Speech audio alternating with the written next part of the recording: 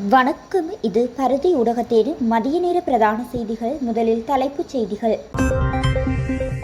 போலீசார் மீது தாக்குதல் நடத்திய கும்பல் முற்றுகையிட சென்றவர்களுக்கு காத்திருந்த அதிர்ச்சி. உரிமமற்ற 146 சூதாட்ட இணையதளங்கள் இலங்கையில் முடக்கம். நுவரெலியாவில் இயல்பு வாழ்க்கை பாதிப்பு. 504 பேர் முகாம்களில் தங்க வைப்பு. நீர்த்தேக்கங்கள் நிரம்பி வழியும் அபாயம். பள்ளத்தில் கவிழ்ந்த வேன். தொழிலுக்கு சென்ற 12 பெண்கள் உட்பட 2 ஆண்களுக்கு நேர்ந்த கதி. குருவிட்டு சிறைச்சாலையில் துப்பாக்கிச்சூடு. நீதியமைச்சரின் அறிவிப்பு. நீர்கொழும்பு பலஸ்தீன சிறையிலும் பதற்றம். மெகசின் சிறைச்சாலைக்குள் விழுந்த மர்மபொதியால் வெடித்த மோதல். ஒருவர் பலி, பலர் காயம். ஊழல் முறைப்பாட்டில் சிக்கிய முக்கிய புள்ளியின் மகன்கள். சுருட்டப்பட்ட 135 ஏக்கர் தேயிலை தோட்டம். மனைவியை படுகொலை செய்த கணவன். தொடங்கப்பட்டது விசாரணை. இனி தொடர்வன விரிவான செய்திகள்.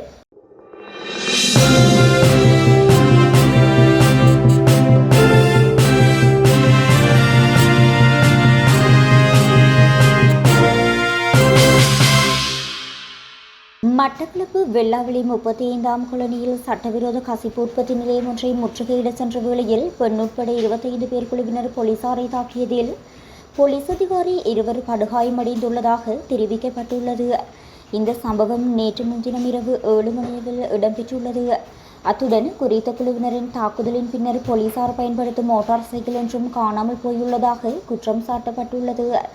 வெள்ளாவளி 35ஆம் கொலனி பகுதியில் கசிப்பு உற்பத்தி நிலையம் செயற்பட்டு வருவதாக போலீசாருக்கு கிடைத்த தகவல் ஒன்றினை அடுத்து வெள்ளாவளி போலீஸ் நிலைய பொறுப்பதிகாரி தலைமையில் ஜீப் வண்டி மற்றும் மோட்டார் சைக்கிள்களில் 7 பேர் கொண்ட போலீஸ் குழுவினர் சம்பவ தினமான நேற்றைய தினமிரவு 7 மணியளவில் 35ஆம் கொலனியில் உள்ள கசிப்பு உற்பத்தி நிலையத்தை முற்றுகையிட்டுள்ளனர். இதன்போது போலீசாருக்கு தாக்குதல் அளித்த நிலையில் படுகாயமடைந்த போலீஸ் அதிகாரிகள் 2 மட்டக்களப்பு போதனா வைத்தியசாலையில் அனுமதிக்கப்பட்டுள்ளனர். இதனைத் தொடர்ந்து சம்பவத்துடன் தொடர்புடைய சந்தேக நபர்கள் தப்பியோடியுள்ளதாகவும் போலீசாரின் மோட்டார் சைக்கிள் ஒன்றும் காணாமல் போயுள்ளதாகவும் தெரிவிக்கப்பட்டுள்ளது. இதேவேளை தாக்குதலை நடத்திவிட்டு தப்பியோடியவர்களை போலீசார் வலைவீசி தேடி வருகின்றனர். இலங்கையில் உரிமமின்றி இயங்கி வந்த 146 இணையவழி சூதாட்ட தளங்களுக்கான அணுகலை முடக்குமாறு உள்நாட்டு தொலைத்தொடர்பு சேவை வழங்குநர்களுக்கு இலங்கை தொலைத்தொடர்பு ஒழுங்குமுறை ஆணைக்குழு அறிவுறுத்தியுள்ளது. இது தொடர்பாக கருத்து தெரிவித்த இலங்கை தொலைத்தொடர்பு ஒழுங்குமுறை ஆணைக்குழு பணிப்பாளர் நாயகம் பண்டாரஹேரத் நேற்று முன்தினம் 24 இணையவழி பந்தய தளங்களும் நேற்று மேலும் 122 இணையதளங்களும் முடக்கப்பட்டுள்ளதாக தெரிவித்தார். இலங்கையில் இணையவழி சூதாட்டம் சட்டபூர்வமாக அனுமதிக்கப்பட்டிருந்தாலும் அதனை நடத்தும் நிறுவனங்கள் உரிய அதிகாரிகளிடம் பதிவு செய்து சட்டப்படி உரிமம் பெற்று அதற்குரிய கட்டணங்களை செலுத்துவது கட்டாயமாகும். மேலும் உரிமமற்ற இணையவழி சூதாட்ட தளங்களில் பணம் முதலீடு செய்வது சட்டவிரோதமானது என்பதனால் அவ்வாறான தளங்களை பயன்படுத்துவதை தவிர்க்குமாறு அரசாங்கம் பொதுமக்களுக்கு மீண்டும் எச்சரிக்கை விடுத்துள்ளது. நுவரெலியா மாவட்டத்தில் நிலவும் சீரற்ற காலநிலை காரணமாக 2112 குடும்பங்களைச் சேர்ந்த 8191 பேர் பாதிக்கப்பட்டுள்ளதாக மாவட்ட செயலாளர் துஷாரி தென்னகோன் தெரிவித்துள்ளார்.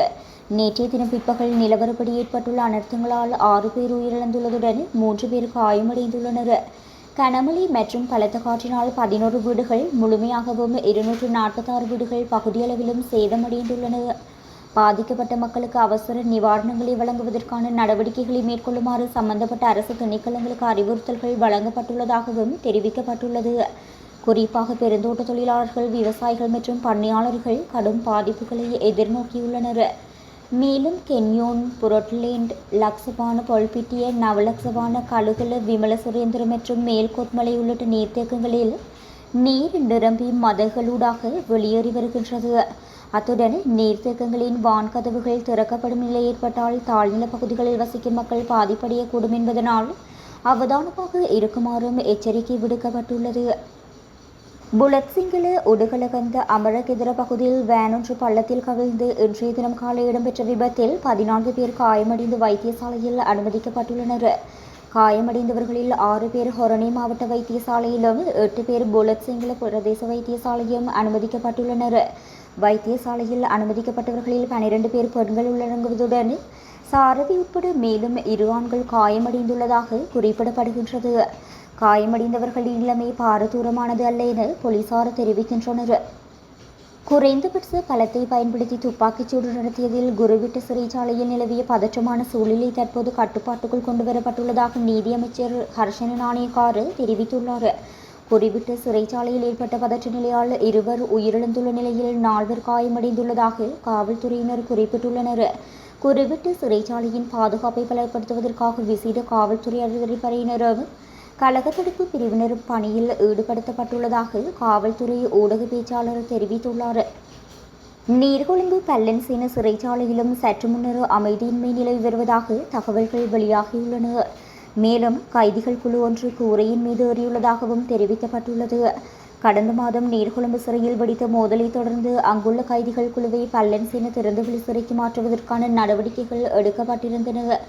இதற்கிடையில் நேற்று இரவு மேகசிங் சிறையில் கலவரம் வெடித்த நிலையில் தற்போது கட்டுக்குள் கொண்டுவரப்பட்டது. இதனையடுத்து இன்று காலை முதல் குருவிட்ட சிறையிலும் கலவரம் வெடித்துள்ளதுடன் 2 கைதிகள் உயிரிழந்ததாகவும் மற்றொரு குழுவினர் வைத்தியசாலையில் அனுமதிக்கப்பட்டுள்ளதாகவும் தெரிவிக்கப்பட்டுள்ளது. கொழும்பு புதிய மெகசிங் சிறைச்சாலையில் நேற்றைய தினமிரவில் ஏற்பட்ட அமைதியின்மையின் போது காயமடைந்தவர்களில் ஒருவர் உயிரிழந்துள்ளார். இந்த சம்பவத்தில் காயமடைந்த 11 கைதிகள் வைத்தியசாலையில் அனுமதிக்கப்பட்டிருந்த நிலையில் ஒருவர் உயிரிழந்துள்ளதாக காவல்துறையினர் தெரிவித்துள்ளனர். சிறைச்சாலையில் உருவாகியுள்ள சூழ்நிலையை கருத்தில் கொண்டு இன்றைய தினம் சிறைச்சாலையில் கைதிகளை பார்வையிட சந்தர்ப்பம் வழங்கப்பட மாட்டாது என அறிவிக்கப்பட்டுள்ளது. பதற்ற நிலைமை கட்டுக்குள் கொண்டுவரப்பட்டுள்ளதாகவும் 9 கைதிகளை வேறு சிறைச்சாலைகளுக்கு மாற்ற நடவடிக்கை எடுக்கப்பட்டதாகவும் சிறைச்சாலைகள் ஊடக பேச்சாளர் தெரிவித்தார். சிறைச்சாலையின் பாதுகாப்பிற்காக காவல்துறையினர், காவல்துறை விசேட அதிரடிப்படையினர் மற்றும் முப்படையினர் ஈடுபடுத்தப்பட்டுள்ளதுடன் நேற்றைய தினம் ஏற்பட்ட சூழ்நிலையை கட்டுப்படுத்துவதற்கு முப்படை அதிகாரிகளின் ஒத்துழைப்பு பெறப்பட்டதாகவும் குறிப்பிட்டார். கடந்த அரசாங்கத்தில் முக்கியத்துவம் வாய்ந்த ஒருவரின் 2 மகன்களால் வேறு நபர்களை பயன்படுத்தி சொத்துக்கள் கையகப்படுத்தப்பட்டுள்ளதாக ஆதாரத்துடன் குற்றச்சாட்டுகள் முன்வைக்கப்பட்டுள்ளது. தொலஸ்பாக பகுதியில் உள்ள 135 ஏக்கர் தேயிலை தோட்டம் மற்றும் அரை ஏக்கர் காணியில் 1918ஆம் ஆண்டு நிர்மாணிக்கப்பட்டதாக கூறப்படும் பங்களா ஒன்றும் இவ்வாறு கையகப்படுத்தப்பட்டுள்ளது.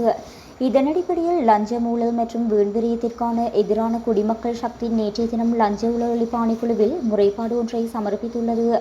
மேலும் இந்த காணிக்கான 1386 இலக்க பத்திரம் மற்றும் 876 இலக்க காணி வரைபடம், காணி உறுதி குறிப்பீடு என்பனவற்றையும் மேலதிக விசாரணைகளுக்காக ஆணைக்குழுவில் சமர்ப்பிக்க முடியும் எனவும் முறைப்பாட்டை சமர்ப்பித்த குடிமக்கள் சக்தி அமைப்பின் தலைவர் ஜாமுனி கமந்த துஷார் தெரிவித்துள்ளார். வெலகதிர காவல்துறை பிரிவுக்குட்பட்ட அம்பக்கோட்டை பகுதியில் குடும்ப தகராறை தொடர்ந்து 48 வயதான பெண்ணொருவர் தனது கணவரால் கொலை செய்யப்பட்டுள்ளார். கூர்மையான ஆயுதத்தால் தாக்கப்பட்டதில் காயமடைந்த பெண்ணொருவர் இன்றைய தினம் மாவதகம வைத்தியசாலையில் அனுமதிக்கப்பட்ட போது உயிரிழந்ததாக கிடைத்த தகவலின் பேரில் விசாரணைகள் ஆரம்பிக்கப்பட்டுள்ளதாக காவல்துறையினர் தெரிவித்துள்ளனர். குடும்ப தகராறை தொடர்ந்து சம்பந்தப்பட்ட பெண்ணின் கணவர் என நம்பப்படும் சந்தேக நபர் அவரை கூர்மையான ஆயுதத்தால் தாக்கியதாக முதற்கட்ட விசாரணையில் தெரிய வந்துள்ளது. அதன்படி 50 வயதான சந்தேக நபர் கைது செய்யப்பட்டுள்ள நிலையில் சம்பவம் குறித்து வெலகதிர காவல்துறையினர் மேலதிக விசாரணைகளை மேற்கொண்டு வருகின்றனர்.